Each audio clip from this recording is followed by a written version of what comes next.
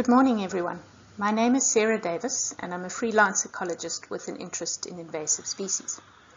I want to talk to you today about the expanding field of science communication research and what it can teach us about invasive alien species management. This is especially relevant for those who are planning or implementing projects to control or manage animal populations, as these tend to be more contentious than plant projects. I hope to show you how better communication can improve the projects we carry out as invasive species managers. Invasive species management is all about trade-offs. And of course, these are not simple. Biological invasions also present wicked problems. They are extremely complex, and there is no single best solution for all role players. Also, the control of species may generate value-based conflict between groups, and between these groups and the project team. So why should we aim to communicate better about invasive species management? Some projects aiming to manage or eradicate invasive animals from South Africa have been spectacularly successful. For example, the eradications of domestic cats from Marion Island, the capra beetle from South Africa's grain storage facilities, and the freckled edible snail from 2 sites in Cape Town. Since these early successes, many projects have struggled to proceed smoothly due to a lack of public support or interventions from powerful groups opposed to the management action.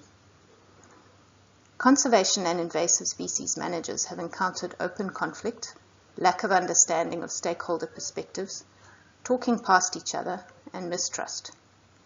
In some cases, this has led to projects being delayed, scaled down, or abandoned. As managers and scientists, we need a social license to operate by building trust with the communities we work in. Sometimes there is a need to resolve conflict that already exists, and it is useful to provide accurate information to counter inaccurate publicity that could be circulating. We should also promote transparency in the field of environmental management. And I hope to show you how we can make better decisions through better communication. And of course, we all want to educate, inform, and inspire people about what we do. So how could people possibly be opposed to invasive alien animal management? There are many reasons for this, such as people feeling that their trade or business will be restricted if a certain species is removed or regulated. The public may also have environmental concerns, for example, around the use of chemicals, potential pollutants, biocontrol agents, or pathogens. And there are many cultural, political, or religious reasons why a person may oppose management. Very importantly, people may be opposed to the loss of a valued species from an area. And with this, I'm going to take a short detour into how value systems work, as it can help us to understand how conflict arises. Some responses to invasive species management can seem strange or irrational to some people and make perfect sense to others.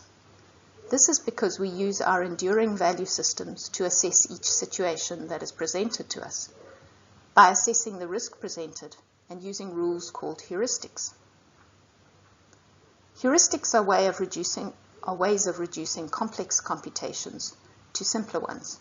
As an example from my own experience, I often use the worst-case scenario method to assess risk.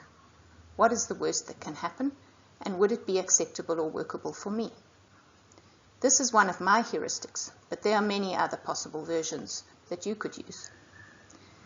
Political affiliation, social networks, religious beliefs, and other cultural influences all shape how people form their attitudes to controversial issues, and ultimately their behavior in response to new situations.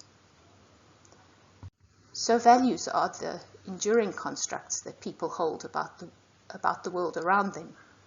They often transcend specific situations and may vary greatly among groups. How an individual computes trade-offs, for example, individual freedom versus the common good, individual animal welfare versus population level concerns, long-term sustainability versus short-term financial gain, depends on their value system and their perception of risk. Together, these constructs and processes shape people's attitudes in specific situations, and ultimately, their behavior. Researchers have identified 3 models of science communication, and these can also apply to communication about invasive species management or conservation in general. In the first model, communication is a one-way process, from the initiator to their audience. We tell you what the project is about, and you sit back and observe. In the second model, which is used widely in environmental management, communication flows both ways. For example, in a consultation process, where the public is asked for inputs, which are processed by a project team. In the participation model, the interaction is closer and can include discussion, collaboration, and co-creation of solutions. This can be a powerful force for getting support, input, and approval from the public, as well as reaching solutions that are acceptable to a wide range of stakeholders. Of course, there is a time and place for each of these models. Sometimes simple awareness raising can fill in a missing puzzle piece for somebody and lead to a change of attitude. Under the participatory model, the foundation is understanding your audience or public and their values. Here I've given some of the principles that I've distilled from science communication research. It is also useful to classify stakeholder groups or individuals in some way in order to understand them better. Novoa et al. 2018 worked out a useful approach to identifying and engaging stakeholders. They classified them by their influence on the project, the y-axis here, and the impact of the project on them. So key players are people who play a role in making the project go ahead. Context setters are people who should be on board with the project and whose approval is important. These could be influential groups or NGOs, who may be able to delay or stop the project if they find it problematic. The lower part of the graph includes beneficiaries or cost bearers of the project, who are often harder to engage as they do not always come forward at first. They may be people who live nearby or use the resources that will be affected. So after all this theory, what lessons can we learn from local and international experience? I want to highlight 3 examples of projects that used participatory methods effectively. In the Lord Howe Island rat eradication project, the project planners struggled to gain the approval of at least half of the island residents for the eradication of black rats. Success only started to come when the planning team based itself on the island and interacted with people on a daily basis, in shops and streets, as well as at open days, where people could ask questions in an informal setting. This built trust between the public and the team, and eventually a scenario planning approach was used to reach agreement on acceptable methods of rat poisoning. One of the learning points from local experience was with cactus management, and this is not to present a finished solution, but to reach agreement with stakeholders on acceptable levels and methods of control. In devising a cactus management strategy for South Africa, Anna Novoa and her team held workshops and small group discussions to try to reach consensus on management options. They succeeded, and South Africa now has an agreed strategy for managing the cactaceae, one of the few groups that are managed in this way. Mink control in Scotland has succeeded in pushing back the invading American mink coming north from England at an alarming rate. Native water vole populations are rebounding in the Highlands of Scotland, and water quality is improving. This project makes extensive use of volunteers who manage local mink grafts and even kept the project running when it was unfunded for a period. I give the references to these papers on the last slide of the talk. On this slide, I will show you some participatory tools that you can use.